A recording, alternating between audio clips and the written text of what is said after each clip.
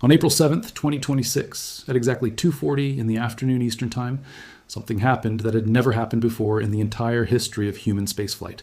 A phone call was placed between two spacecraft, one orbiting Earth at roughly 250 miles above the surface, the other traveling through deep space more than 232,000 miles away on its way back from the moon. For the first time since human beings began leaving Earth, there were two different groups of people in two different places in space, simultaneously, with the technology to reach each other. And for 15 minutes they talked. What they said, what they shared, what it meant for the future of everything that comes after, that is the story we are going to tell today. And the title NASA gave it was simple. They called it the first ever ship-to-ship call. But what it actually was something much more significant than a phone call. It was the first conversation between two generations of human spaceflight, the one that built the foundation and the one that is now venturing beyond it. To understand why this moment carries the weight it does, you have to understand the geography. The International Space Station sits in low Earth orbit, 250 miles above the planet's surface, moving at roughly 17,500 miles per hour, completing a full orbit of Earth approximately every 90 minutes. From the ground, on a clear night, you can sometimes see it as a bright moving point of light. It is close. It is relatively accessible.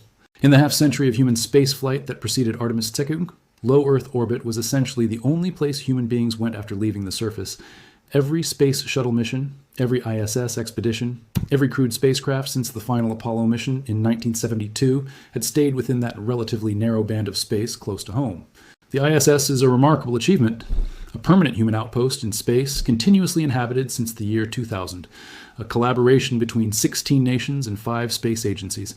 But it is not the moon. It is not deep space. It has never been beyond the protective magnetic field of Earth that shields it from the full intensity of deep space radiation. And, as of April 7th, 2026, the people aboard it had a rare opportunity to speak in real time, with some significant communications delay, to the first human beings to venture genuinely beyond Earth orbit in over 50 years.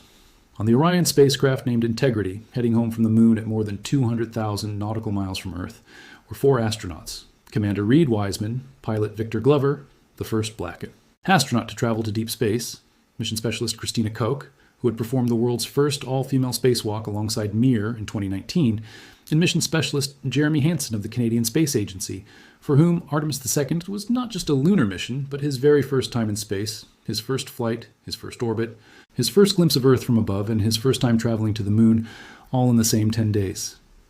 On the ISS side of the call were 4 members of the Expedition 74 crew, NASA astronauts Jessica Meir, Chris Williams, and Jack Hathaway, and European Space Agency astronaut Sophie Adenauer. Meir, who had arrived at the station in February aboard SpaceX's Crew 12 mission, had known this call was coming for months. In January, before her own launch, she had spoken publicly about how excited she was for it, especially to reconnect with Koch, her close friend and collaborator, the two of them having shared what was, until that point, one of the most iconic moments of the modern era of spaceflight, the first all-female spacewalk. Now, in April 2026, they would be in space simultaneously, for the second time, separated not by a few inches of spacesuit on the outside of the ISS, but by more than 230,000 miles of vacuum. The call began with Reed Wiseman's voice cutting through the communications delay, a delay that was itself a physical measurement of the distance between them, sound traveling at the speed of light across a gap that no human radio link had previously, bridged between a lunar mission and an orbital habitat. "We have been waiting for this like you can't imagine," Wiseman said. And then Jeremy Hansen, on his first spaceflight, the newest and most wide-eyed member of the crew, called out across the void to colleagues he had trained alongside on Earth, but was now separated from by a distance that would have been unimaginable to the astronauts of the Apollo era. It's fun to be up in space with you at the same time. NASA's Apollo crews, who made 9 missions to the moon between 1969 and 1972, had no one to call in space. They were the only human beings off the planet during their missions. The ISS did not exist. The technology for sustained human presence in low Earth orbit did not exist. For the 12 men who walked on the moon, deep space was a place of absolute isolation. No colleagues to reach, no one to share the experience with in real time. Wiseman and his crew had something the Apollo astronauts never had: company. The ISS crew's immediate curiosity was pointed and specific. They asked about the difference. What does deep space actually feel like compared to low Earth orbit? What is it like to look at Earth from a distance that makes the station's view seem almost suburban by comparison? Christina Koch answered that question in a way that became one of the most quoted observations of the entire Artemis II mission. She said she found herself noticing not only the beauty of Earth, but how much blackness there was around it. From the ISS, Earth fills a substantial portion of the visible sky. Close, enormous, present. From the distance of the moon, it shrinks. It becomes something you can cover with your thumb. And around it, in every direction, there's nothing but the hard black of space in a way that low Earth orbit never fully reveals. Koch said that seeing Earth from that distance had made her feel more strongly the preciousness of the planet, how remarkable it was that this one small, bright object in an incomprehensibly vast darkness was the source of everything human beings have ever been, everything they have ever known, every person who has ever lived. The specialness of it, she said, is emphasized when you see how much else there is around it. Mir's response carried its own weight. She told Koch that she and everyone aboard the ISS was experiencing what she called moonjoy, vicariously through the Artemis crew from 230,000 miles away. The term had already begun circulating as an unofficial catchphrase of the mission, but hearing it from an astronaut aboard the ISS, someone who understood spaceflight from the inside, who knew the difference between the feeling of accomplishment in low Earth orbit and the magnitude of what her colleagues had just done, gave it a different texture. And then she said something simpler, more personal to her friend Koch. "I'm so happy that we are back in space together, even if we are a few miles apart." Koch replied that she had always hoped they would be in space together again, but she had never imagined it would look like this. Koch also gave the ISS crew something they had never had available to them during their own missions, a direct assessment of the relationship between ISS experience and deep space operations. Every system, every procedure, every piece of operational knowledge that the crew carried into the Orion spacecraft had its roots in what had been learned and refined on the ISS over 25 years of continuous operation. Koch put it plainly and precisely. Every single thing we learned on ISS is up here. And then she added something that revealed how the knowledge transfer works at the level of practical human experience rather than engineering specifications. The funny, practical knowledge. How to eat without making a mess of floating crumbs. How to flip around in microgravity without losing your orientation. How to handle water. The knowledge that fills the operational manuals but is only truly understood by people who have lived inside it for months. That knowledge was in the Orion capsule, carried by 3 of the 4 crew members who had previously lived aboard the station. The ISS, in this sense, had not just been a scientific platform or a geopolitical achievement, it had been the training ground for everything that came next. Wiseman shared a story during the call that became one of the most warmly received moments of the Artemis II mission. He described what happened aboard Orion at the moment the spacecraft fired its engine for the translunar injection burn, the critical engine firing that sends a spacecraft out of Earth orbit and onto a trajectory toward the moon. As the burn executed and the spacecraft accelerated onto its lunar course, the view through the windows shifted. Earth began growing rapidly in the window, an optical effect of the burn changing the spacecraft's orientation, suddenly making the planet look as if it were rushing toward them rather than receding. Hansen, experiencing his very first spaceflight, his very first orbit, his very first glimpse of Earth from space, saw this and turned to his crewmates with alarm. "I'm not sure," he said. "I think we're going to run right into it." The story produced laughter on both sides of the call, 230,000 miles apart, and it captured something important about the human reality of spaceflight at this particular moment in history. The coexistence of extraordinary technical sophistication and the completely understandable, entirely relatable bewilderment of a person who is experiencing something for the very first time. The call was audio only, no video, and it lasted 15 minutes.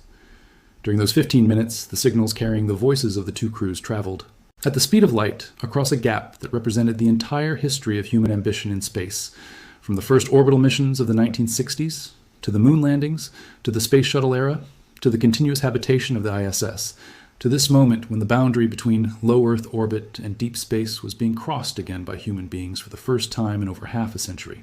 The communications delay was not zero. Radio signals traveling at the speed of light still take a measurable fraction of a second to cross 232,000 miles. The call was later edited to remove the gaps and synchronize the audio, because the raw recording captured something that broadcast audiences tend to find jarring: the physical reality of the distance between the speakers, measured in the silence between a question and its answer. That silence was itself a kind of data. It was the sound of space. There was also, running beneath the warmth and the laughter and the philosophical reflections, a practical dimension to this call that deserved more attention than it received in the public coverage. The ISS crew's curiosity about deep space was not purely personal or emotional. The research being conducted aboard the station during the same week as the Artemis II call was directly connected to the health and safety challenges of the lunar program and everything that follows it. NASA astronauts Williams and Hathaway were conducting blood and vein scan studies looking specifically for signs of space-caused clotting, a known risk during extended spaceflight that becomes increasingly significant the farther and longer humans travel from Earth. The ISS crew was training for emergency response protocols and studying team psychology under the stressful conditions of long-duration isolation. Russian cosmonauts Sergei Kudzverchkov and Sergei Mikhaev were conducting crew cooperation studies, research designed to understand how people work together under progressively more demanding conditions, with results intended to inform crew training for future missions to the Moon and Mars. The ISS was not simply an audience for the Artemis II mission. It was actively generating the knowledge base that will make Artemis III, Phi, and the eventual Mars missions possible to design and execute safely. Koch understood this explicitly. Her remark that every single thing learned on ISS's up here was not a sentimental tribute to her previous mission. It was an accurate engineering statement. The life support systems on Orion drew on ISS heritage. The nutrition and exercise protocols that had kept the Artemis II crew functional during 9 days in deep space were products of the longitudinal health research conducted on ISS long-duration crews over more than 2 decades. The psychological frameworks for crew cohesion and communication under stress, the work of keeping 4 people effective and functional in a sealed capsule with no external support, had been refined in the crucible of ISS missions and applied directly to Artemis II preparation. By the time the 15-minute call ended and the 2 spacecraft separated back into their respective silences, one still orbiting at 250 miles, one traveling home from 230,000, something had happened that had no precedent, not in the technical sense of the radio link, which was a remarkable achievement in itself, but in the human sense of 2 groups of people living in space simultaneously, speaking to each other from fundamentally different positions in the universe, the ISS crew looking up at the Moon, knowing their colleagues were near it, the Artemis crew looking back at Earth, knowing their colleagues were in orbit around it. Between them, the entire scope of human presence in space, everything achieved since Yuri Gagarin left the atmosphere in 1961, represented in a 15-minute conversation across 230,000 miles of darkness. That is what the first ship-to-ship call was, not just a milestone, a conversation between what spaceflight has been and what it is becoming. And there were other things happening aboard Orion that added texture to what this call represented. Details followed in real time with the particular affection people reserve for extraordinary human beings dealing with very ordinary problems. The toilet had stopped working almost immediately after launch. Within the first day, Commander Wiseman reported to Houston what was eventually identified as frozen urine in the vent line, a phrase that does not appear frequently in the history of heroic exploration. The crew had been using a backup bag and funnel system for days. NASA Administrator Jared Isaacman told them after the lunar flyby, "We definitely have to fix the plumbing before the next mission." Microsoft Outlook had also refused to function on the crew's personal computing devices within hours of liftoff. Wiseman radioed Mission Control to report he had 2 Outlooks installed and neither was working, and could someone please remote in and fix it? Mission Control eventually did. These details matter not because they undermine the mission's significance, but because they reinforce it. The people who flew 256 miles from Earth were dealing with frozen plumbing and email clients that refused to cooperate, while simultaneously witnessing things no human eyes had seen in over 50 years. That combination, the historically unprecedented, alongside the frustratingly routine, is the actual texture of human spaceflight. The ISS crew knew this intimately.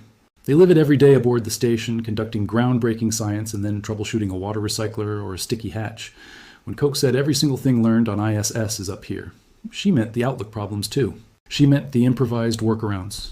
She meant the ability to remain mission-focused when things that are supposed to work do not work, and the people who could fix them are hundreds of thousands of miles away. The signal delay on the ship-to-ship call was edited out for the public broadcast, but it was physically present in the live transmission. A fraction of a second of silence between each exchange, the universe making you wait for the answer. Not a 20-minute Mars delay, but enough to feel in your body that the person speaking was somewhere unreachable by any means other than radio. Former NASA astronaut Winston Scott, watching from Earth, said the moment filled him with pride, excitement, and something he admitted he hesitated to call envy. He had been on shuttle missions, he knew what spaceflight felt like, and he said he almost couldn't help himself. He wanted to be up there too. That feeling, people who have been to space watching others venture farther than anyone had gone in a generation, was present throughout the Artemis II mission, in a way that made it feel like a reconnection rather than a demonstration, like a tradition being resumed after a long interruption. The ISS had been keeping human presence in low Earth orbit alive for 25 years, maintaining skills, knowledge, and institutional memory. The Artemis II mission, reaching out from deep space to place that first call, was acknowledging what the station had preserved on humanity's behalf, while the deeper frontier waited. Every single thing we learned on ISS is up here. In 15 minutes of audio, stretched across 230,000 miles, that sentence contained everything worth saying about where spaceflight has been and where it is going. The call ended. The two spacecraft resumed their separate paths through space. The ISS continued looping Earth every 90 minutes. Orion continued its return trajectory toward the Pacific.